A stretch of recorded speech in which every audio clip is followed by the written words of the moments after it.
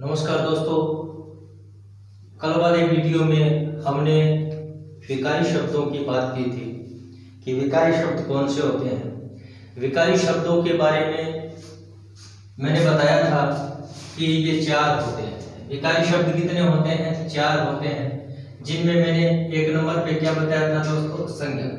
ठीक है, संज्ञा के बारे में। दूसरा होता है दोस्तों सर्वनाम। क्या होता है? सर्वनाम। तीसरा होता है दोस्तों विशेषण, और 4 नंबर होता है दोस्तों सर्वनाम क्रिया।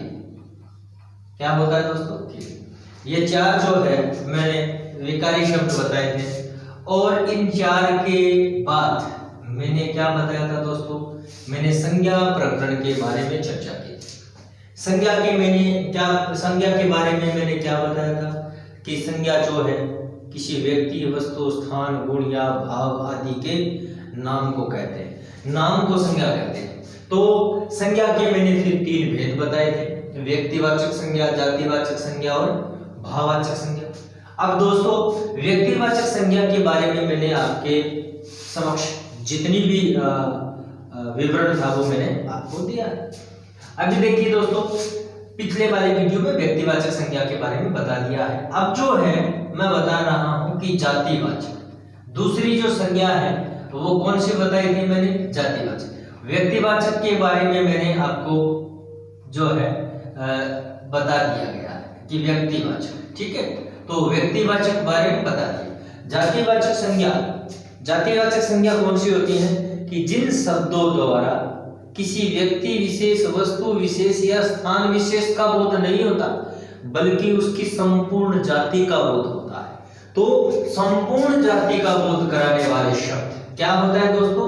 संपूर्ण जाति का बोध कराने वाले शब्द होते हैं जातिवाचक के अंतर्गत आते हैं।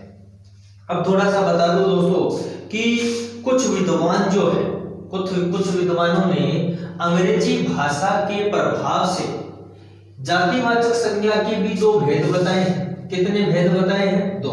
एक बताया है द्रव्यवाचक। क्या बताया दोस्तों? द्रव्यवाचक। और एक बताया है दोस्तों समूहवाचक। क्या बताया है?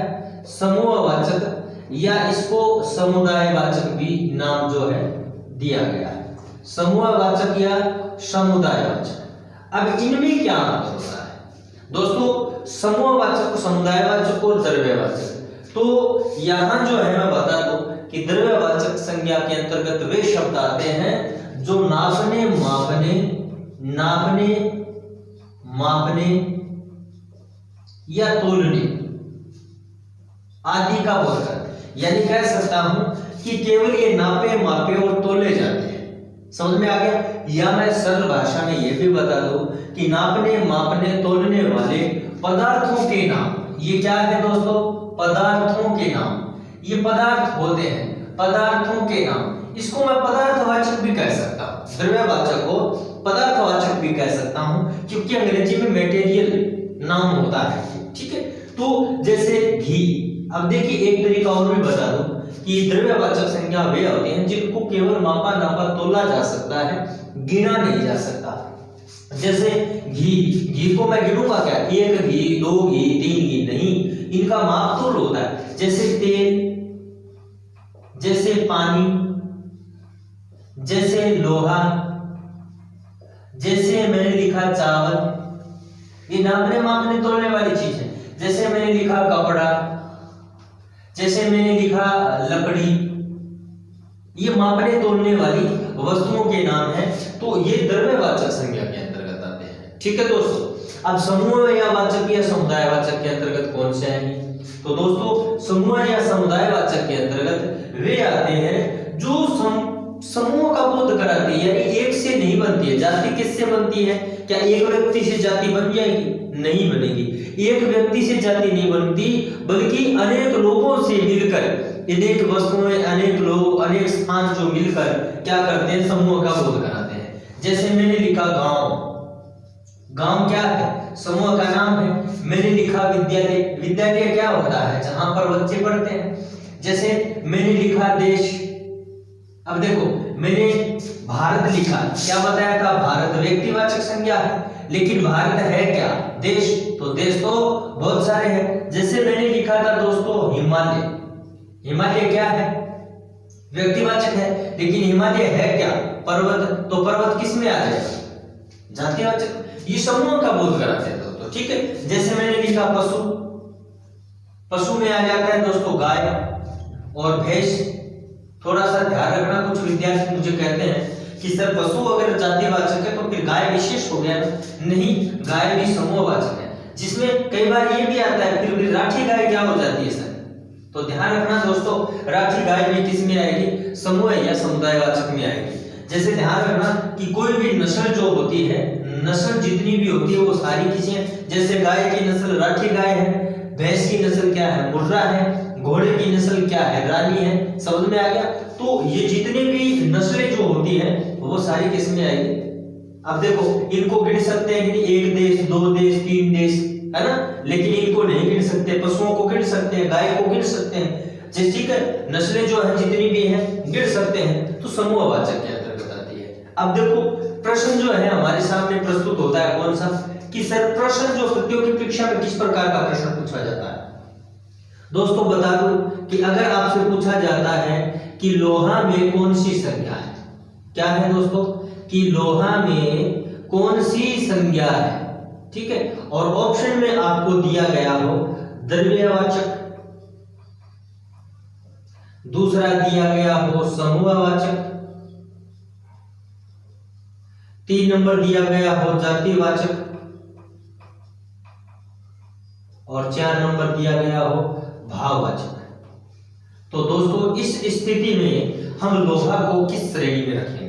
तो मैंने बताया है कि लोहा क्या है? द्रव्यवाचक है। क्या है? द्रव्यवाचक है। तो दोस्तों ध्यान रखना, क्योंकि एक थोड़ा सा ये बात भी ध्यान रखना कि एनसीईआरटी जो है वो द्रव्यवाचक और समूहवाचक नाम की चर्चा नहीं करती है। वो नहीं मानती कि समूहवाचक या द्रव्यवाचक नाम की संज्ञा होती है, क्योंकि हम एनसीईआरटी पढ़ेंगे तो उनमें केवल जातिवाचक, व्यक्तिवाचक और भाववाचक संज्ञाओं का जिक्र किया गया, उल्लेख किया गया है। द्रव्यवाचक और समूहवाचक जब भी हम रीट लगाएंगे दोस्तों, तो हम किसको साक्ष्य में प्रस्तुत करेंगे? एनसीईआरटी बुक्स को। लेकिन एनसीईआरटी बुक्स में तो ये दोनों नहीं है। तो ध्यान रखना दोस्तों, अगर इस प्रकार का प्रश्न आता है तो हमारा उत्तर होगा जातिवाचक संज्ञा। क्या होगा दोस्तों? जातिवाचक संज्ञा होगा, ठीक है। ध्यान रखना कि इस प्रकार का प्रश्न आता है, ऑप्शन में जातिवाचक संज्ञा दी गई हो तो हमें करना है जातिवाचक। अगर यहाँ जातिवाचक नहीं है और यहाँ अगर एक ऑप्शन में क्या है दोस्तों? व्यक्तिवाचक है, तो फिर हमारा उत्तर कौन सा हो जाएगा? द्रव्यवाचक, ठीक है। तो ये थोड़ा सा ध्यान रखना है। अब दोस्तों मैं थोड़ा सा आपको एक्स्ट्रा बताता हूँ कि ये आप अगर लिखना चाहो तो लिख सकते हो, ठीक है। और अब देखो, अब हम करते हैं, ये थोड़ा नोट कर लेना दोस्तों, ये 3 नोट लिखा हुआ बहुत ही महत्वपूर्ण है। ये 3 नोट जो मैं लिखा रहा हूँ वो बहुत ही महत्वपूर्ण है। आपके पास अगर नोटबुक है तो आप उसमें राइट भी कर सकते हो। देखिए दोस्तों, ये नोट लिखा रहा हूं मैं, 1 नंबर नोट है कि जब भी कोई क्रिया शब्द, क्या है दोस्तों? जब भी कोई क्रियापद वाक्य में कर्ता का काम करता है, कर्ता का काम करता है, तो वह क्रिया न होकर संज्ञा होती है। क्या होती है दोस्तों? संज्ञा होती है। और संज्ञा को भी बता दूं, ये क्रियात्मक संज्ञा का नाम दिया गया है। इसको किसका नाम दिया गया है? क्रियात्मक संज्ञा का, ठीक है दोस्तों। ये आप लिख भी सकते हो कि जब भी कोई क्रियापद वाक्य में कर्ता का काम करता है तो वह क्रियापद न होकर संज्ञा होती है। और कौन सी संज्ञा होती है? क्रियात्मक संज्ञा। अब देखिए मैं उदाहरण भी लिखता हूं, जैसे हंसना बुरी बात नहीं है। समझ में आ गया दोस्तों? हंसना बुरी बात नहीं है। तो ये हंसना जो है हालांकि हमें इस प्रकार का प्रश्न आ जाएगा, हंसना बुरी बात नहीं है, और हंसना को क्या कर देंगे अंडरलाइन, और यहाँ कहते हैं कि रेखांकित पद क्या है। यहाँ ऑप्शन में आएगा आपको संज्ञा, ऑप्शन में आएगा क्रिया, ऑप्शन में आएगा आपको विशेषण, और ऑप्शन में आएगा सर्वनाम। तो ध्यान रखना दोस्तों, क्योंकि हमें इस बात का पता नहीं, इस नोट का पता नहीं है, तो हमारा उत्तर क्या होगा 100% हम किस ऑप्शन पे जाएंगे कि हंसना क्या होती है, क्रिया होती है, लेकिन यहाँ क्रिया नहीं है दोस्तों, क्या है, संज्ञा है। ठीक है, तो ये मैंने नोट लिखाया है, बिल्कुल वही है, हंसना बुरी बात नहीं है, दौड़ना अच्छा व्यायाम है। ठीक है, तो इस प्रकार की जो है प्रश्न जो है आपसे पूछा जाता है, तो आप ध्यान पूर्वक करना। ठीक है, इसको आप नोट भी कर सकते हो। ठीक है, तो जब भी कोई क्रियापद वाक्य में कर्ता का काम करता है तो वह क्रिया न होकर संज्ञा होती है, और कौन सी संज्ञा, अगर नाम भी पूछ लिया जाए तो क्रियात्मक संज्ञा होती है दोस्तों। ठीक है, तो आगे जो है दूसरा नोट लिखिए। ठीक है, अब दूसरा नोट लिखिए। ठीक है, हाँ ठीक है दोस्तों, 2 नंबर नोट, 2 नंबर नोट क्या कह रहा है, 2 नंबर नोट यहां लिखना है कि जब भी कोई क्रियापद वाक्य में ओकारांत कर्ता के स्थान पर, ओकारांत तथा कर्ता के स्थान पर प्रयुक्त होता है, तो वह जातिवाचक संज्ञा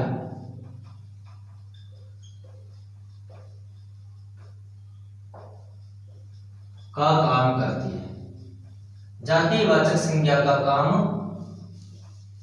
करती है। ठीक है दोस्तों, कि ध्यानपूर्वक देखिए कि जब भी कोई क्रियापद, क्या क्रियापद वाक्य में ओकारांत, क्या है, ओकारांत, जैसे चलो, ठीक है, जैसे सोतो, जैसे बैठो, देखो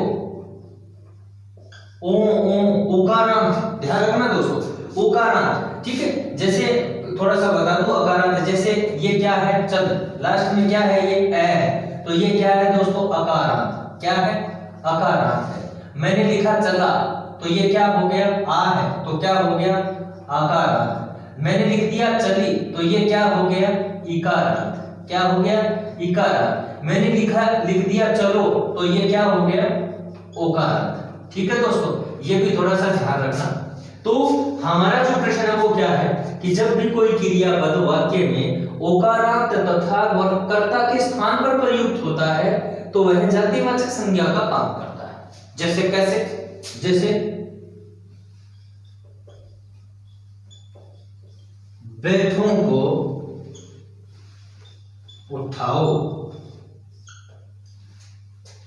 बैठों को उठाओ, यहां बैठना क्रिया है, और क्रिया जो है यहां बैठना क्रिया का काम करे, क्रिया तो कौन सी है, उठाना, तो ठीक है, लेकिन यहां क्या है कि बैठना क्रिया है, वो क्या है भाई, ओकारांत है, और किसका काम कर रही है वाक्य में, कर्ता का, तो यह क्या है भाई, ये जातिवाचक संज्ञा है, क्या है, जातिवाचक संज्ञा है। दोस्तों ध्यान रखना कि जब भी कोई क्रियापद वाक्य में ओकारांत कर्ता के स्थान पर प्रयुक्त होता है, तो वो फिर क्रिया नहीं होती, बल्कि क्या होती है, जातिवाचक संज्ञा होती है। ठीक है, जैसे रोतों को, है ना, हंसतों को,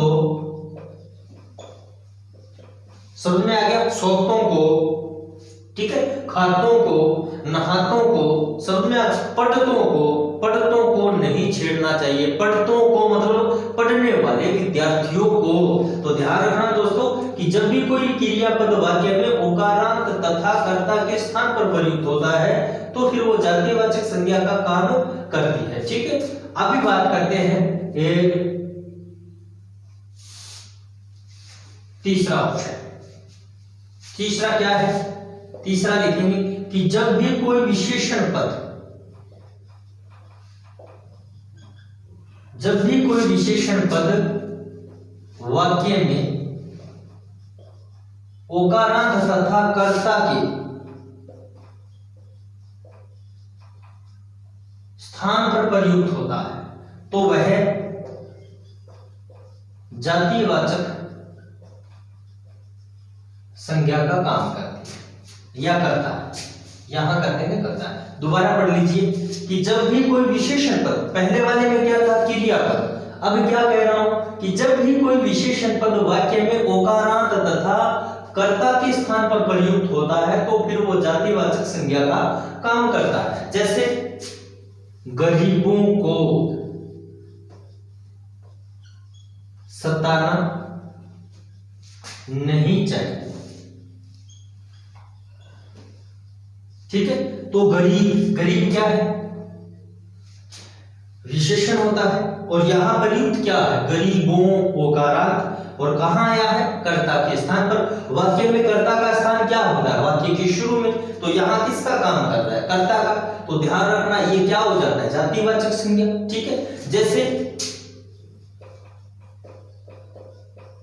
बुरों से पाला पड़ा है, बुरों से मतलब बुरे लोगों से, ठीक है। बुरा क्या होता है, विशेषण, बुरा क्या होता है, विशेषण, और यहां विशेषण शब्द क्या है, ओकारांत है, और किसका काम करता है, कर्ता का। तो वाक्य में कर्ता के स्थान पर आया तो ये क्या हो गया, जातिवाचक संज्ञा, ठीक है दोस्तों। तो ये आप नोट कर सकते हो, बहुत गहरी चीज है, आप आराम से पढ़ना, 2-3 बार पढ़ लेना, ठीक है। तो अब दोस्तों, अब ये जो है बात करेंगे कि ये जातिवाचक संज्ञा का प्रयोग जो होता है वो व्यक्तिवाचक संज्ञा के रूप में होता है, व्यक्तिवाचक संज्ञा के रूप में। ध्यान रखना दोस्तों, कुछ जातिवाचक संज्ञाएं जो होती है व्यक्तिवाचक संज्ञा का रूप ग्रहण कर लेती है, अब प्रयोग होता है। हालांकि स्वतंत्र रूप से देखें तो ये जातिवाचक होती है, लेकिन वाक्य में जब प्रयोग होती है तो फिर वे जाति का काम नहीं करती, बल्कि किसका काम करती है, किसी व्यक्ति विशेष का। जैसे दोस्तों, पंडित क्या होती है, पंडित क्या होती है, जाति होती है। और मैंने लिखा है पंडित जी, पंडित जी भारत के प्रथम प्रधानमंत्री बने। दोस्तों ध्यानपूर्वक सुनना कि पंडित जी भारत के प्रथम प्रधानमंत्री बने, ठीक है। तो यहां देखिए, यहां पंडित जी कौन है, जवाहरलाल नेहरू, जवाहरलाल नेहरू, ठीक है दोस्तों। तो ये पंडित कौन सा, कोई जाति नहीं है, हमारे देश में बहुत सारे पंडित हैं। पंडित वो उनकी जाति है भाई, कि किस जाति का हो भाई, कि मैं पंडित जाति का हूं, मैं जाट जाति का हूं, मैं राजपूत जाति का, ठीक है। तो यहाँ क्या है, पंडित जी जो है भारत के प्रथम प्रधानमंत्री बने, कौन से पंडित जी, जवाहरलाल नेहरू, ठीक है। जैसे मोदी जी ने कश्मीर में 370 धारा को हटाया। अब कौन से मोदी जी ने भाई, मोदी जी कौन, मोदी जाति, मोदी तो बहुत है, लेकिन यहां मोदी जी किसके लिए आया है, नरेंद्र मोदी के लिए, ठीक है दोस्तों। और भी बहुत सारे हैं, जैसे सरदार, सरदार जाति है, पंजाब में रहती है, तो ये सरदार जो है इसका प्रयोग मैं इस प्रकार करूंगा कि सरदार ने भारत के लौह पुरुष कहलाते हैं। कौन से सरदार, सरदार वल्लभ भाई पटेल। फिर नेता भी जाती है कि नेताजी आए, आज हमारे घर पर नेताजी आए, कौन से, बहुत सारे नेता, ये तो जाति है। लेकिन मैं बोलता हूं नेताजी ने तुम मुझे खून दो मैं तुम्हें आजादी दूंगा का नारा दिया, तो कौन से नेताजी ने, सुभाष चंद्र बोस ने। तो यह हो गई दोस्तों जातिवाचक संज्ञा। तो एक थोड़ा सा ध्यान रखना सब दोस्तों कि जब भी कोई शब्द बहुवचन में प्रयुक्त होकर, जब भी कोई शब्द बहुवचन में प्रयुक्त होकर होता है तो वो 100% ही जातिवाचक संज्ञा होता है दोस्तों। अगर बहुवचन में प्रयुक्त हो और आपसे पूछ लिया जाए कि ये कौन सी संज्ञा है तो ये जातिवाचक ही होती है, ठीक है। तो तीसरी जो है वो है दोस्तों भाववाचक संज्ञा। क्या है दोस्तों, भाववाचक संज्ञा। तो दोस्तों भाववाचक संज्ञा संज्ञा कौन सी? भाववाचक संज्ञा जो होती है दोस्तों अमूर्त संज्ञा के अंतर्गत आती है, अमूर्त संज्ञा। अब दोस्तों ये कौन सी संज्ञा होगी? अमूर्त का मतलब होता है जिसकी कोई मूर्ति नहीं होती, यानी जिसका कोई चित्र नहीं होता। समझ में आ गया दोस्तों? तो ये जो व्यक्तिवाचक और जातिवाचक होती है वो मूर्त संज्ञाएं होती है, उनको हम देख सकते हैं। समझ में आ गया ना? जैसे मैंने लिखा तोता, तोते को हम देख सकते हैं कि नहीं देख सकते? जैसे लिखा मैंने मोर, मोर को हम देख सकते हैं कि नहीं देख सकते? ये मूर्त है, इनकी मूर्ति होती है, इनका चित्र बनता है। लेकिन ये भाववाचक संज्ञा जो होती है वो अमूर्त होती है। कैसे? इनका कोई चित्र नहीं बनता है, इनको छू नहीं सकते, ये मन में अनुभव की जा सकती है। इनको भाववाचक संज्ञाओं को केवल अनुभव किया जा सकता है। तो कैसे? जैसे मैंने लिखा प्रेम, क्या है? प्रेम अनुभव किया जाता है कि देखा जाता है कि माता पिता अपनी संतान से प्रेम करते हैं, तो प्रेम क्या है? भाववाचक संज्ञा। मैंने लिखा है, मैंने लिख दिया घृणा, क्या है? भाववाचक संज्ञा। मैंने लिखा कि मुझे भूख लगी है, आप भूख का चित्र बना सकते हो, आप भूख का चित्र बना सकते हो? नहीं, भूख का चित्र नहीं बनता, अमूर्त संज्ञा है। तो ध्यान रखना, ये भूख जो है, भूख है, ईमानदारी है, मित्रता है, दुश्मनी है, मानवता है, व्यक्तित्व है, कृतित्व है, ठीक है? तो अपनापन है, परायापन है, ये जो है भाववाचक संज्ञा के अंतर्गत आती है। ठीक है दोस्तों? अब देखिए कि भाववाचक संज्ञा का जातिवाचक संज्ञा के रूप में प्रयोग, भाववाचक संज्ञा का जातिवाचक संज्ञा के रूप में प्रयोग होता है।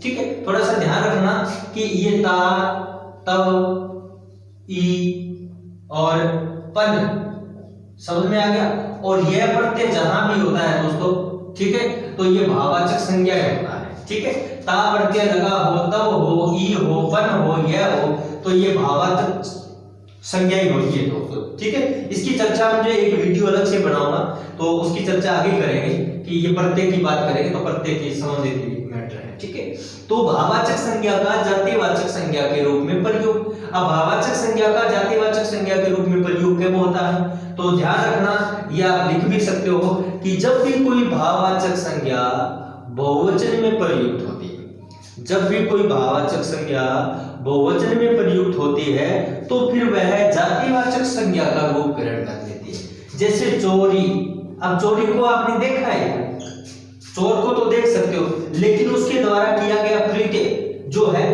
चोरी, चोरी को आप देख सकते हो, चोरी का आप चित्र, कि चोरी कैसी होती है आप चित्र बना सकते हो, या कैसी होती है चोरी? नहीं, चोरी अनुभव की जा सकती है कि हमारे घर से सामान गायब है तो चोरी हो गई। तो चोरी से देखो, चोरी भाववाचक संज्ञा है, और चोरी से बोलो कि शहर में आजकल चोरियां, शहर में आजकल चोरियां हो रही है, तो चोरियां क्या बन जाएगी? जाति। जैसे दूरी, दूरी से दूरियां क्या हो जाएगी दोस्तों? दूरियां। समझ में आ गया? तो चोरी, चोरियां, दूरी, दूरियां, सुख से सुख, सुखों, दुख से दुखों। समझ में आ गया ना? तो ये क्या हो जाएगी? जातिवाचक संज्ञा हो जाएगी। अब थोड़ा देख लो दोस्तों, कि थोड़ा देखना है कि कुछ ऐसे शब्द होते हैं जो भाववाचक भी होते हैं, व्यक्तिवाचक भी बन जाते हैं। कैसे? इनका जो प्रयोग जो होता है इस प्रकार होता है। जैसे मैंने लिखा है प्रेम अच्छा लड़का है, प्रेम अच्छा लड़का है, तो इस प्रेम को अगर मैं करूंगा अंडरलाइन, तो प्रेम क्या हो जाएगा? व्यक्तिवाचक संज्ञा है, कि ये प्रेम कोई आदमी है, किसी व्यक्ति, लड़के का नाम है। समझ में आ गया ना? जैसे ममता अच्छी लड़की है, ममता अच्छी लड़की है, तो ममता क्या है? व्यक्तिवाचक संज्ञा है। ये दोनों क्या हो जाएगा? व्यक्तिवाचक संज्ञा है। ये कौन सी है? व्यक्तिवाचक संज्ञा है। ठीक है, अगर मैं कहूं मां की ममता, मां की ममता महान होती, तो फिर ममता को अंडरलाइन करें, तो फिर ये क्या है? ये क्या हो जाती है? भाववाचक संज्ञा हो जाती है। देखना, थोड़ा सा ध्यान रखना है कि ममता अच्छी लड़की है तो एक लड़की की बात हो रही है, और मां की ममता महान होती है तो ये मां की जो भाव उसकी बात कर रहे हैं। अब यहाँ प्रेम अच्छा लड़का है और यहाँ मैं इसका प्रयोग करूं कि माता पिता अपनी संतान से प्रेम करते हैं।